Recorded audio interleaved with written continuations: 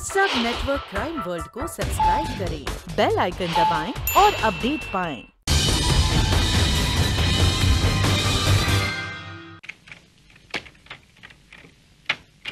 रामदास, ये फाइल साहब को दे के आ। रामदास, चाय लाने क्या हुआ है? चाय? तुम लोग घर से चाय पी के नहीं आते? ऑफिस में आते ही चाय मांगना शुरू। किसी को काम नहीं करना चाहिए, बस ऑफिस में आते ही चाय, लंच टाइम में खाना, बस और कुछ नहीं। नहीं ओझा साहब, आपकी कंस्ट्रक्शन की क्वालिटी बहुत खराब है। आपकी बिल्डिंग को एनओसी नहीं मिल सकती। अरे नारायण साहब, हमारी किस बिल्डिंग को क्वालिटी के ऊपर एनओसी मिला है? आपके पहले जो कृष्णन साहब थे ना, वो 10 रुपए लेते थे, आप 15 रुपए ले लीजिए। अगर आपकी बनाई बिल्डिंग 10-15 साल में गिर गई तो? अरे 10-15 साल में पता नहीं आप कहां होंगे, पता नहीं मैं कहां होऊंगा।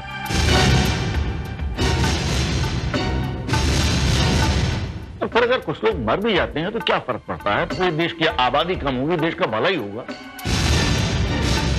नहीं, आपका काम नहीं हो। कम से कम 15 रुपए में तो नहीं हो सकता। अगर आप 20 देने का वादा करें तो। करण साहब, आपने तो रेट एकदम डबल कर दिए। सर, इन 10 रुपयों को कहीं ना कहीं एडजस्ट करूंगा मैं। ओके, मिलते हैं।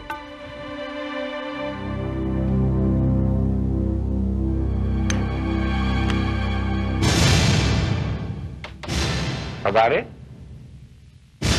यहाँ आओ। Yes sir. तुम वहां क्या कर रहे थे?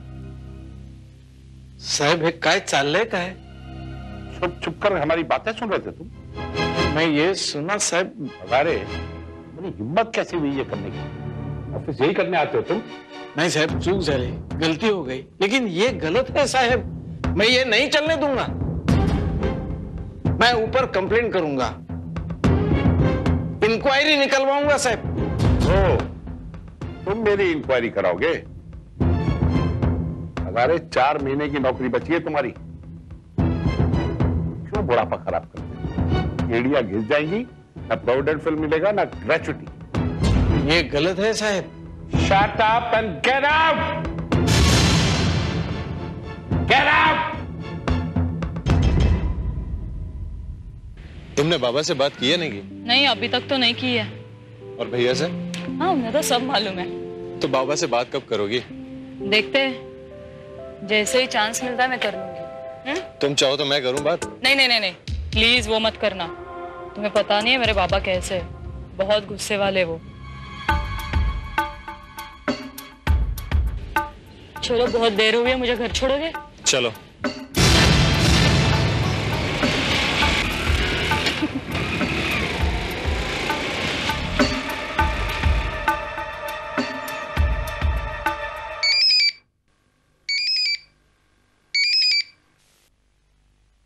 हेलो, ओझा साहब, नारायण बोल रहा हूँ। ओ नारायण साहब, हाँ फरमाइए, बोलिए। एक पंगा हो गया ओझा साहब। पंगा? जी हाँ, हमारे ऑफिस में एक पुराना अकाउंटेंट है, हजारे। उसने हमारी बातें सुन ली और अब वो ऊपर जाने की धमकी दे रहा है। अच्छा, तो आप ऐसे कहिए कि उसका नाम पता मुझे बताइए, मैं कुछ इंतजाम करता हूं।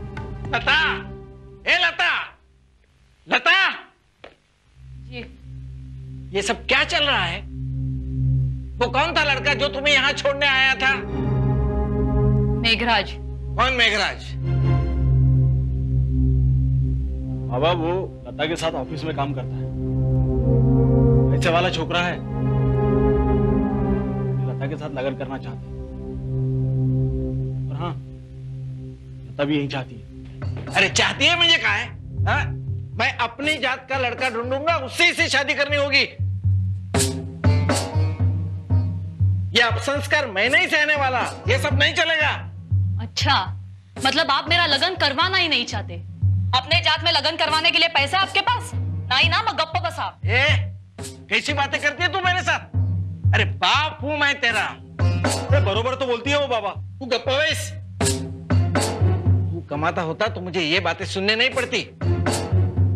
एक जगह टिककर कभी नौकरी की है तूने?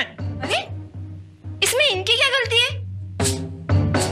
परमानेंट जॉब आजकल मिलते ही कहाँ है? ये तू कब बस गया? जब तक मैं जिंदा हूं तब तक ये सब नहीं चलेगा। कहा? हेड ऑफ द फैमिली मैं हूं और मुझे सिखाते हैं। जब तक जिंदा रहेंगे तब तक ना। और कितने दिन जिंदा रहने वाले देव जाने।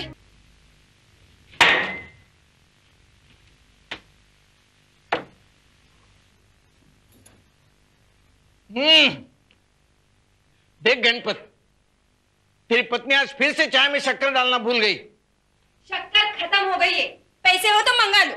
हाँ बस सुबह से शाम तक पैसा पैसा पैसा, पैसे बगैर गाड़ी चलती नहीं तुम्हारी। बिल्कुल ठीक कहा। पैसे के बगैर किसी की गाड़ी नहीं चलती। लेकिन फिर भी न जाने क्यों कुछ लोग पैसे की कदर ही नहीं करते। अपन कौन? अब तो मुझे नहीं पहचाना? नहीं।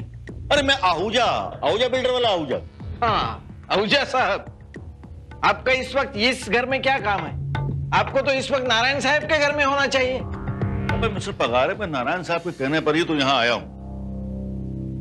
वो बता रहे थे कि आप कुछ धमकी वमकी दे रहे थे ऊपर कंप्लेंट।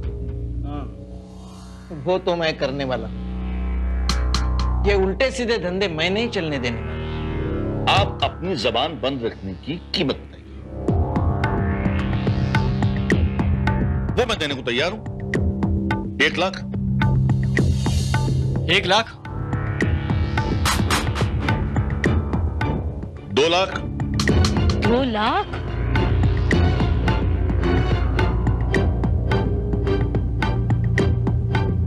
5 लाख? 5 लाख?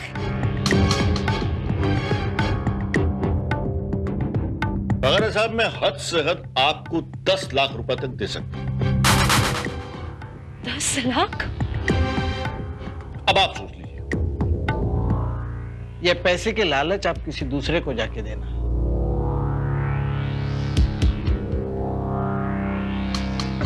मैं पैसे के लालच में आने वाला नहीं हूं। सोच लीजिए मिस्टर पगारे।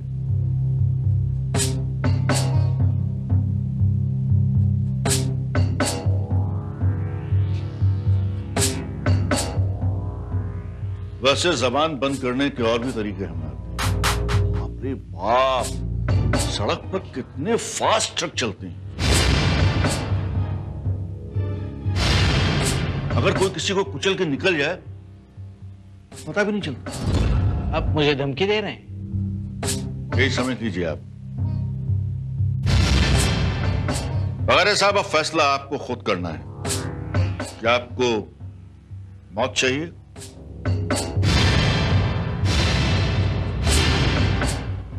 या 10 लाख रुपए? 10 लाख?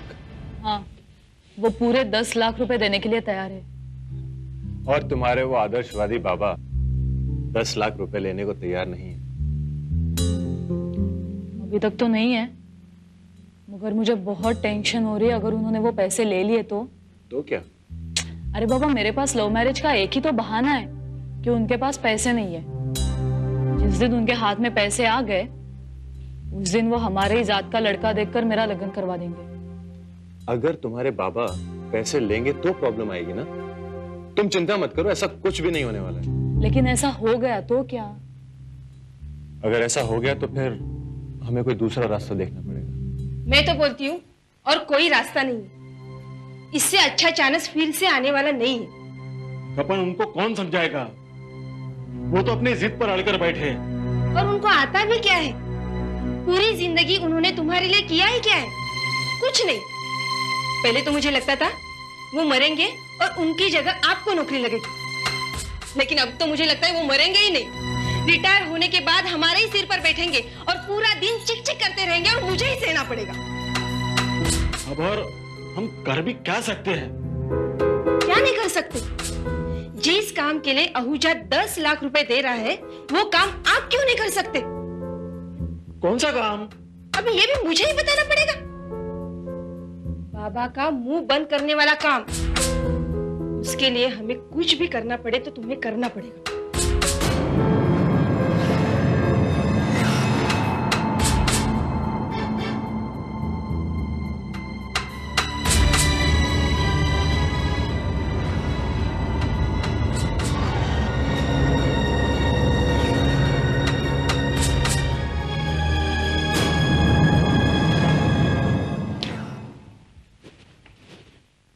गुड मॉर्निंग आहूजा साहब। तुम? मैं गणपत पगारे। वो कल आप हमारे घर पे आए थे। ओ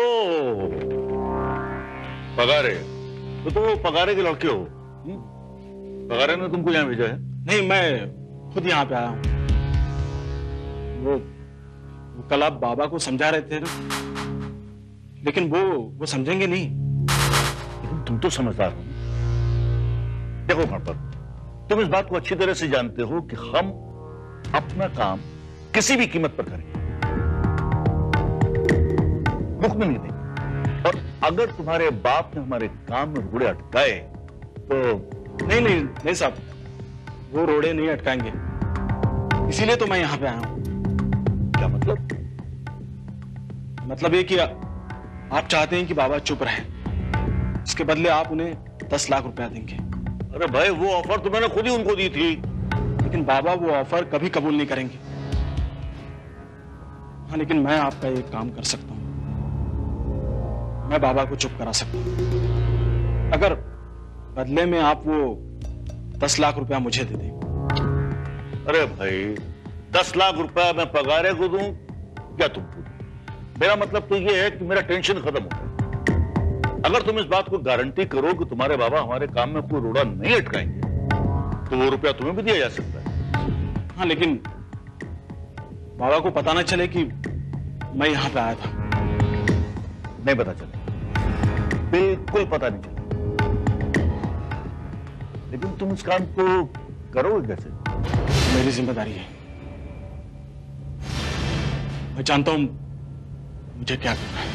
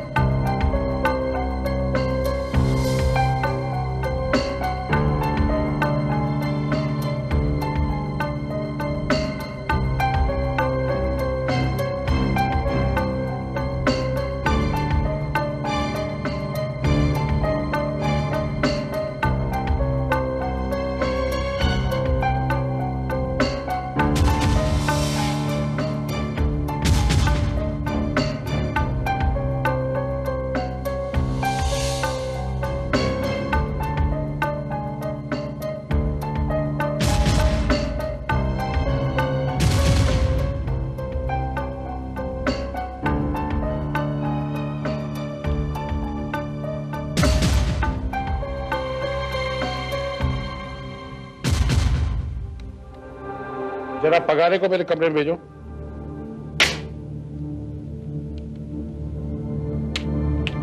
पगारे साहब, आपको बड़े साहब ने याद किया है।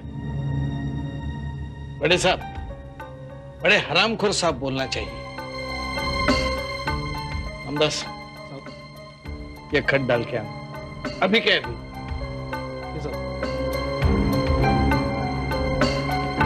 बड़े साहब,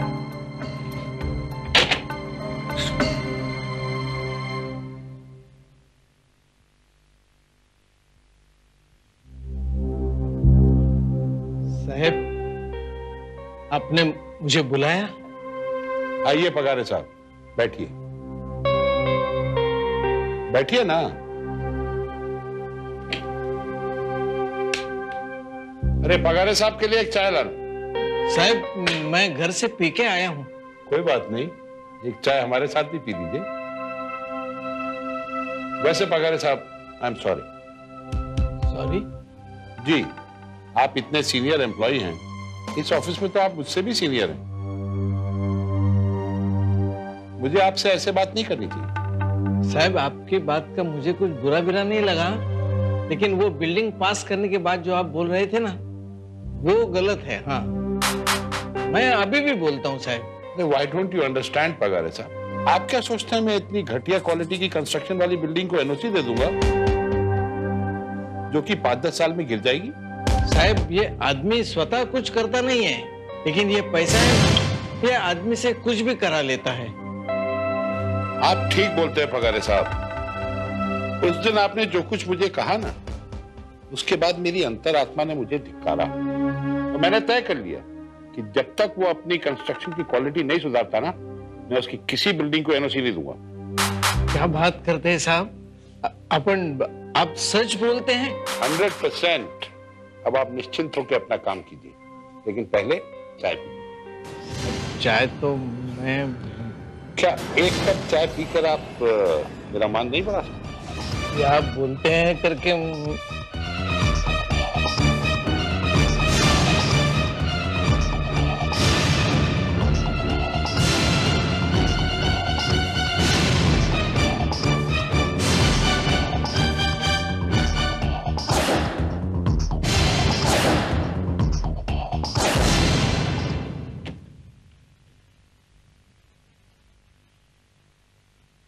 अरे छोड़ो पगारे, काम बाद में करते हैं। चलिए लंच करते हैं। डिब्बा लाए क्या? हाँ, मेरी बहू बाकी सब कुछ भूल सकती है, मेरा डिब्बा कभी नहीं भूलेगी। चलो।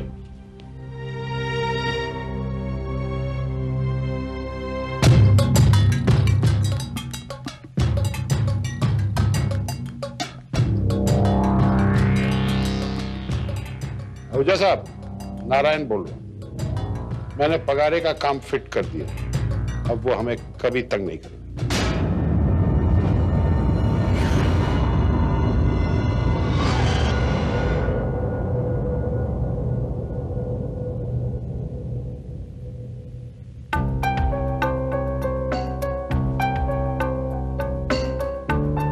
पगारे साहब, अरे कितना ओवरटाइम करोगे आप?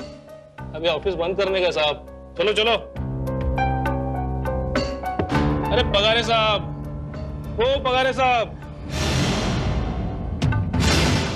पगारे साहब,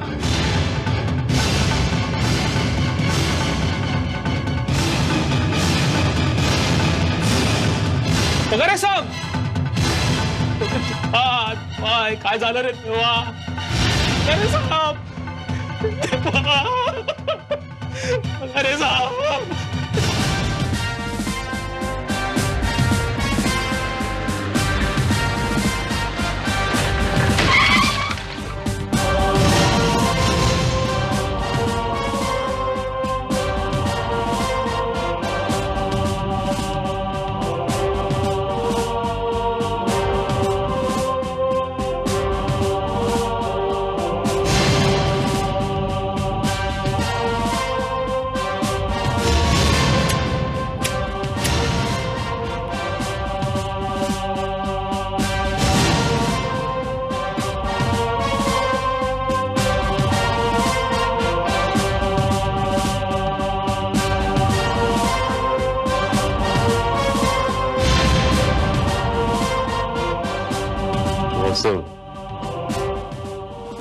लगता है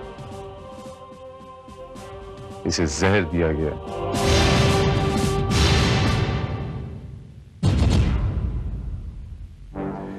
इसके खाने का टिफिन चेक किया तुमने श्रीवास्तव?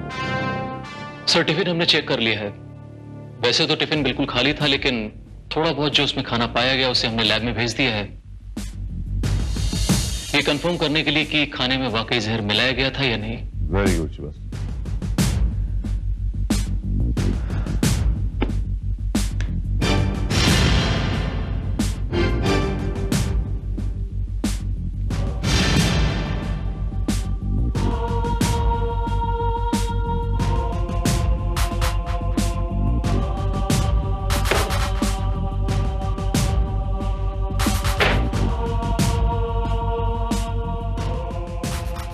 नाम क्या है इसका? पगारे, संपतराव पगारे। संपतराव पगारे। तुम्हारा नाम क्या है? मैं रामदास, यहाँ का प्यून साहब।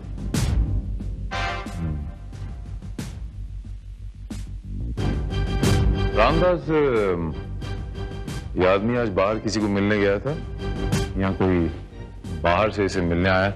नहीं साहब, पगारे साहब तो कहीं बाहर नहीं गए और इन्हें मिलने भी कोई नहीं आता साहब।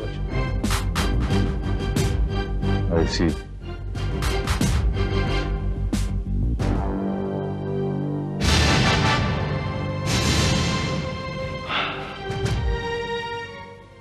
रामदास, कल के दिन में कुछ ऐसा हुआ इस आदमी के साथ कि तुम्हें अजीब लगा हो? कुछ ऐसा कि जो तुम्हें खटका हो, अजीब सा लगा हो? नहीं साहब। हाँ साहब, एक अजीब बात हुई थी साहब। साहब ऐसी बात हुई थी जो ऑफिस में पिछले 10 सालों में कभी नहीं हुई साहब। वो क्या? साहब पगारे साहब यहाँ बैठकर एक लेटर लिख रहे थे साहब। लेकिन रामदास, ये कोई खास बात नहीं हुई।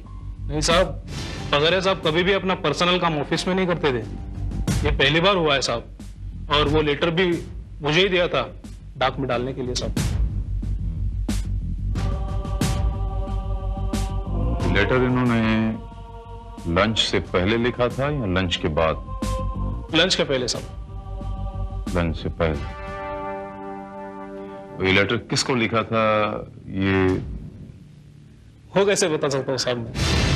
तुमने नोट नहीं किया, देखा भी नहीं? साहब दिन में हजारों लेटर इधर उधर पहुंचाता हूं मैं, ऐसे देखूंगा साहब। ये पगारे साहब के कोई दोस्त या दुश्मन के बारे में कुछ बता सकते हो? कुछ अंदाजा है? नहीं साहब, मेरे को मालूम नहीं है साहब। साहब आप बड़े साहब को क्यों नहीं पूछते? शायद उन्हें मालूम होगा ना। संपतराव पगारे एक बहुत ही शरीफ और ईमानदार आदमी था। वो एक बहुत ही शांत पर्सनालिटी का आदमी था। मुझे तो हैरत हो रही है कि उसने आत्महत्या क्यों की। आत्महत्या? आपको कैसे पता कि उसने आत्महत्या की? How can you be so confirmed that उसने आत्महत्या ही की? हो सकता है कि किसी ने उसकी हत्या की हो। लेकिन उनका कत्ल कौन कर सकता है? मैंने इतने सालों में उन्हें कभी ऊंची आवाज में बात करते या किसी से झगड़ा करते नहीं देखा। उनका दुश्मन कौन हो सकता है? हो सकता है कि परिवार में कुछ रंजिश हो, कोई प्रॉब्लम्स हो, या हो सकता है कि कोई उसका जाती दुश्मन हो जो आपको ना पता हो। आपके पास उसके घर का एड्रेस तो होगा ही? जरूर। आप मुझे दे सकते हैं? बाबा ऐसा करेंगे मैंने तो सोचा भी नहीं था। उनका मानसिक संतुलन थोड़ा बिगड़ा हुआ था। लेकिन हमको लगा कि बुढ़ापे में ऐसा होता है। लेकिन वो जहर खाएंगे ऐसा तो हमने सोचा कि उन्होंने जहर खाया है या उन्हें जहर दिया गया है, ये तो बाद में पता चलेगा। फिलहाल आप ये बताइए कि उनका जो टिफिन तैयार होता था वो इस घर में कौन करता था? क्यों? मैं तैयार करती हूँ। लेकिन बात क्या है? नहीं, हमें यह लगता है कि मिस्टर पगारे के पेट में जो जहर गया वो खाने के जरिए ही गया था, क्योंकि उनके ऑफिस में उनके कुलीग्स का यह मानना है कि मिस्टर पगारे बाहर का कुछ भी खाना पीना पसंद नहीं करते। यहां तक कि वो ऑफिस में चाय भी नहीं पीते थे। जाहिर सी बात है कि उनके पेट में जो जहर गया वो खाने के जरिए ही गया होगा। आपका मतलब क्या है? उनके खाने में मैं जहर मिलाती थी? देखिए इंस्पेक्टर, ये लोग वैसे ही इतने दुखी हैं। आप इस तरीके के सवाल करके और परेशान क्यों कर रहे हैं? आपकी तारीफ? जी, मेघराज गुप्ता। मैं और लता, हम दोनों शादी करने वाले हैं। ओ, तो इससे एक बात तो बिल्कुल साफ हो जाती है कि मिस्टर पगारे आजाद ख्याल की ये बेटी इंटरकास्ट मैरिज कर रही थी और उन्हें कोई ऑब्जेक्शन नहीं था इस बात। नहीं, ऐसी बात नहीं है। उनको ऑब्जेक्शन था। वो जिंदा रहते तो ये होने नहीं देते। वो क्या है साहब, हम लोग तो नई जनरेशन के हैं, और फिर आजकल तो ये सब चलता है। मिस्टर गणपत,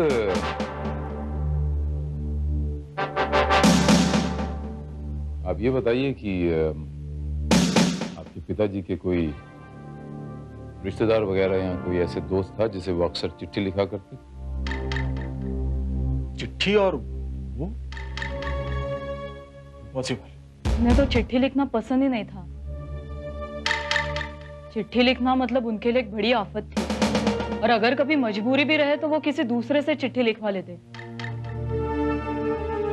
लेकिन खुद ने कभी चिट्ठी नहीं लिखी। लेकिन प्यून रामदास के मुताबिक उन्होंने ऑफिस में बैठकर एक चिट्ठी लिखी थी लंच से पहले। वो चिट्ठी किसे लिखी थी, क्यों लिखी थी?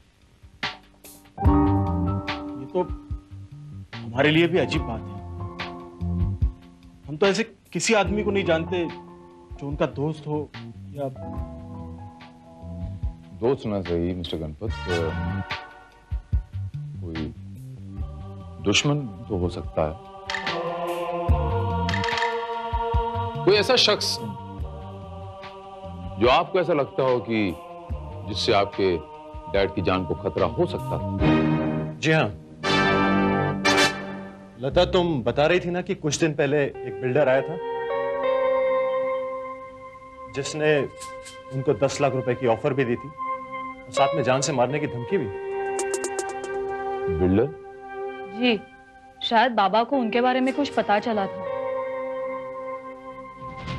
और बाबा ने उन्हें वार्निंग भी दी थी कि वो कंप्लेंट करेंगे। इसीलिए वो बिल्डर बाबा की जुबान बंद करना चाहता था। क्या नाम था उस बिल्डर का? आहूजा बिल्डर्स के मालिक। पगारे? कौन Pagare? I am sorry inspector Bharat, मैं किसी पगारे को नहीं जानता। नहीं जानते? मिस्टर आहूजा, ये वही पगारे है, संपतराव पगारे, जो आपके रास्ते का कांटा बना हुआ था, जिसकी एक छोटी सी शिकायत आपके करोड़ों का नुकसान कर सकती थी। वही संपतराव पगारे जिसे आपने अपनी जबान बंद करने के लिए 10 लाख रुपयों की ऑफर भी की थी। वही संपतराव पगारे, याद आया? Oh, you mean that old man Pagare? हाँ, याद आया। एक्चुअली वो नारायण ने कहा था कि वो कुछ प्रॉब्लम में है, तो मैंने सोचा कि उसकी थोड़ी हेल्प कर दी जाए। और जब उसने आपकी हेल्प स्वीकार करने से इनकार कर दिया, तो आपने ये सोचा मिस्टर आहूजा कि क्यों ना उसकी और आपकी दोनों की प्रॉब्लम एक ही साथ सॉल्व कर दी जाए। आपने उसे जहर दे के मरवा दिया। जहर? What nonsense! What nonsense! Inspector Bharat, ये जहर वहर देना औरतों के हथियार हैं। ऐसे काम औरतें किया करती हैं। अच्छा? जी हाँ। और फिर मुझे ये सब घटिया तरीके इस्तेमाल करने की क्या जरूरत है? आप तो अच्छी तरह से जानते हैं कि मेरे कंस्ट्रक्शन साइट पर सैकड़ों ट्रक काम करते हैं। अगर किसी ट्रक के नीचे वो आ जाता तो शायद इतनी पूछताछ करने के लिए आप मेरे पास भी नहीं आते। तो गोया आपके ट्रकों का इस्तेमाल इस तरीके से होता है? ज्यादा नहीं, सिर्फ 3 मेरे 3 ड्राइवर जेल में हैं और 4 के लाइसेंस कैंसिल हैं। आहूजा, आपको पता है कि आप किससे बात कर रहे हैं, और आपको इस बात का इल्म है कि आप क्या बात कर रहे हैं? मुझे अच्छी तरह से मालूम है कि मैं क्या बात कर रहा हूं और किससे बात कर रहा हूं, लेकिन आप शायद ये भूल गए कि आप किससे बात कर रहे हैं। मैं आपको इतनी देर से समझाने की यही कोशिश कर रहा हूं कि पगारे के कत्ल से मेरा कोई वास्ता नहीं है। ना मैंने वो कत्ल किया है, ना मैंने करवाया है। इतनी देर से आप इस बारे में जिरह करके अपना और मेरा दोनों को वक्त बर्बाद कर रहे हैं। मिस्टर आहूजा, फिलहाल वक्त आपके साथ, लेकिन जिस दिन सबूत आपके खिलाफ होंगे, वक्त मेरे साथ।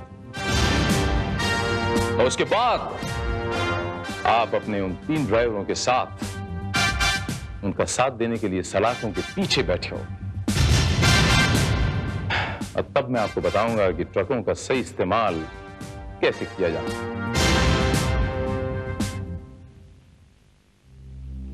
सर, पोस्टमार्टम रिपोर्ट आ गई है और रिपोर्ट के मुताबिक पगारे की मौत जहर की वजह से ही हुई है।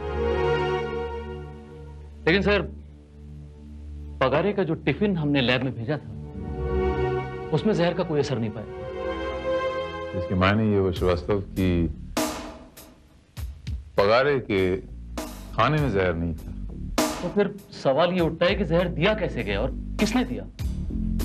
सवाल ये नहीं है, अहम सवाल ये है कि जहर क्यों दिया गया और किसने दिया। क्योंकि पगारे की मौत से बहुत सारे लोगों को फायदा है। एक बात तो तय है सर कि पगारे को जहर उनके स्टाफ के ही किसी आदमी ने दिया होगा, क्योंकि बाहर से कोई आदमी ऑफिस में नहीं आ सकता है। एक चीज मेरे दिमाग में बहुत खटक रही श्रीवास्तव की, मौत से पहले उस आदमी ने एक चिट्ठी लिखी थी। अब वो चिट्ठी उसने किसे लिखी और क्यों लिखी? अब सर, वो लेटर पगारे ने क्यों लिखा और किसको लिखा, ये पता लगाना फिलहाल हमारे लिए बहुत मुश्किल है। कोई ना कोई रास्ता जरूर होगा Srivastava. Where there is will, there is way.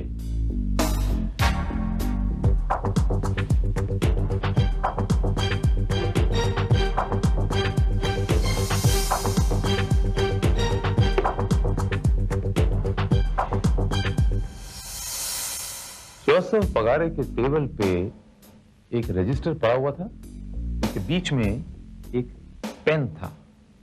O yes sir, वो रजिस्टर हमने फिलहाल अपने पास एविडेंस के तौर पर जमा करवा लिया है, लेकिन उस रजिस्टर में आपको कोई खास बात नहीं मिलेगी सर।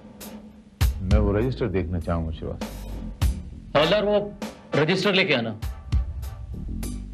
पर sir, I am quite sure कि उस रजिस्टर में आपको कोई खास बात नहीं मिलेगी। And I am quite sure Srivastava कि उस रजिस्टर के बीचों बीच जब पेन पड़ा हुआ है तो यकीनन उस रजिस्टर का इस्तेमाल लिखने के लिए किया गया होगा। इसका मतलब पगारे ने लिखने के बाद उस पेज को फाड़ दिया और वही पेज लेटर था। एग्जैक्टली। मुझे पूरा यकीन है श्रीवास्तव कि हम वो लेटर पढ़ने में कामयाब हो सकते हैं, क्योंकि वो लेटर बॉल पॉइंट पेन से लिखा गया था, फाउंटेन पेन से।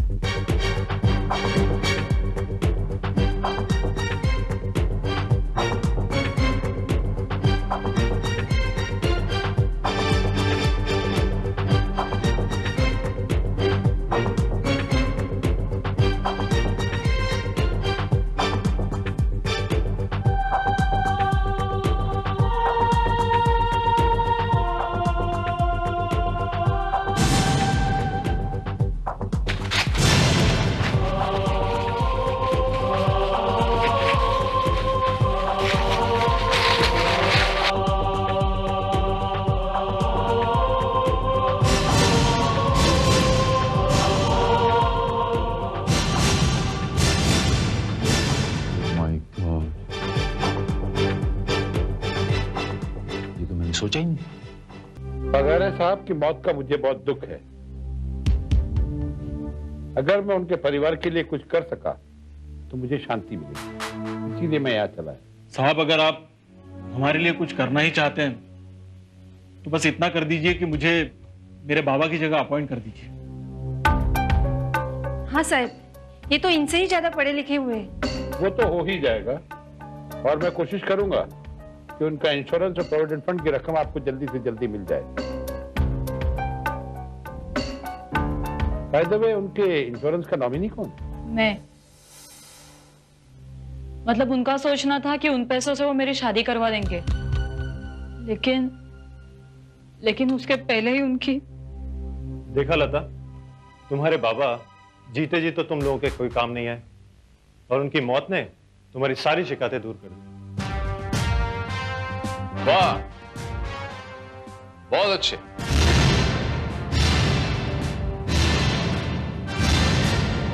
जिस इंसान की मौत से आप सबों को फायदा हुआ है, उस इंसान की मौत क्यों हुई, यह जानने के लिए परिवार का कोई भी सदस्य उत्सुक नहीं है। इंस्पेक्टर भारत, क्या कुछ पता चला कि कातिल कौन है? नारायण बाबू, आपको कैसे पता चला कि पगारे साहब का कत्ल हुआ? उस दिन आप ही ने कहा था कि उन्होंने आत्महत्या नहीं की, इसीलिए मैंने सोचा। इसीलिए आपने सोचा नारायण बाबू, लेकिन जो कुछ भी आपने सोचा नारायण बाबू, वो बिल्कुल सही सोचा। पगारे साहब का कत्ल ही हुआ था, और कातिल कौन है ये मैं जानता हूं। आपका मतलब है कि आपने कातिल को गिरफ्तार कर लिया? वो जो कोई भी है उसे छोड़ना मत इंस्पेक्टर, उसको सख्त से सख्त सजा दिलवाइए। और उसने बाबा को क्यों मारा? लेकिन वो है कौन? इन सारे सवालों का जवाब एक खत में लिखा हुआ है। वो खत जो पगारे साहब ने ऑफिस में बैठ के लंच से पहले, मौत से पहले लिखा था। वो खत बहुत जल्द आता होगा। पोस्टमैन! मेरे ख्याल से बाहर पोस्टमैन है, शायद वही खत होगा। एक्सक्यूज मी।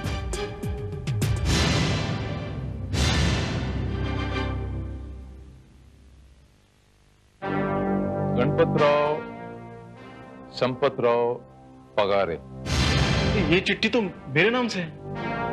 जी हाँ, ये वही खत है गणपतराव जी, जो आपके पिताजी ने ऑफिस में बैठ के लंच से पहले लिखा था आपके नाम। आपको कैसे मालूम? नारायण बाबू, मैं ये भी जानता हूं कि इस खत के अंदर क्या लिखा है। पढ़ के सुनाता हूं। विद योर परमिशन गणपतराव जी।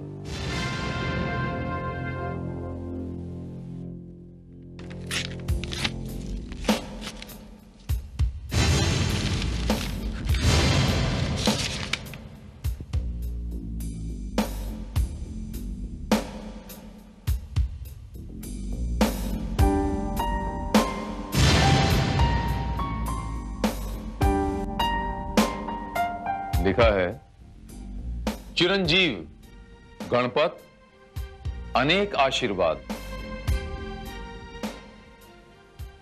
ये पत्र जब तुमको मिलेगा तब तक शायद मैं इस संसार से मुक्त हो चुका हूंगा।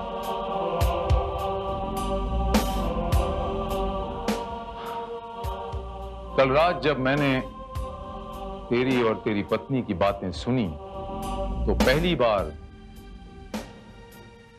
मुझे जीवन में दुख हुआ।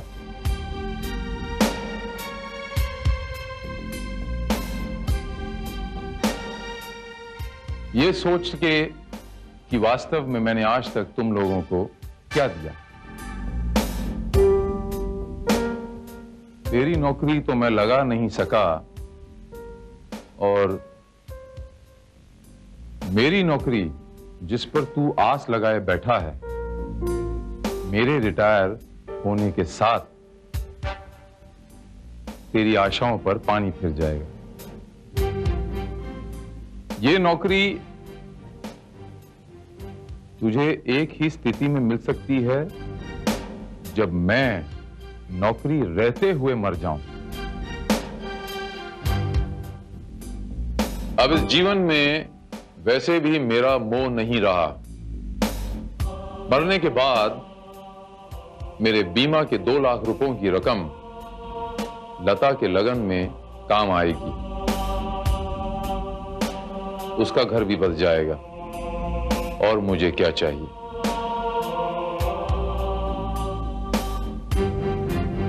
आनंदित झालो मी ये सोचकर कि जो कुछ मेरा जीवन तुम्हें नहीं दे पाया, मेरी मौत तुम्हें दे देगी।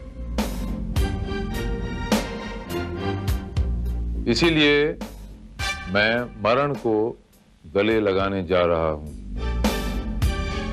मला विश्वास आहे कि मेरे मरण के समाचार से तुम सब दुखी नहीं होगे।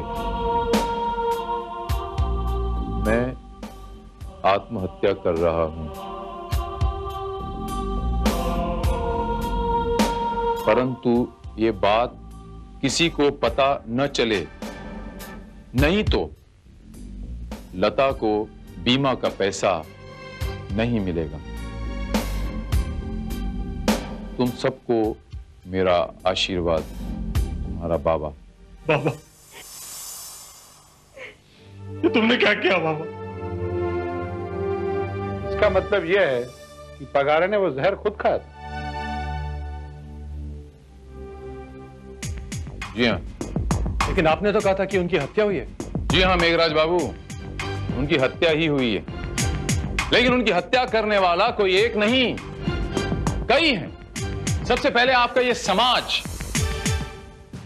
जिसने उनके आदर्शों को हमेशा एक पागलपन समझा। उसके बाद आप सब परिवार वाले, जिसने जीते जी उन्हें अंडर एस्टिमेट किया, उनके जीवन को कम आंका। उसके बाद हमारा यह सड़ा गला सिस्टम, जहां मौत की कीमत जीवन से ज्यादा लगाई जाती है। इन सब ने हत्या की है, लेकिन अफसोस, इन सब मुजरिमों को सजा देने के लिए हमारे कानून के पास कोई सजा नहीं।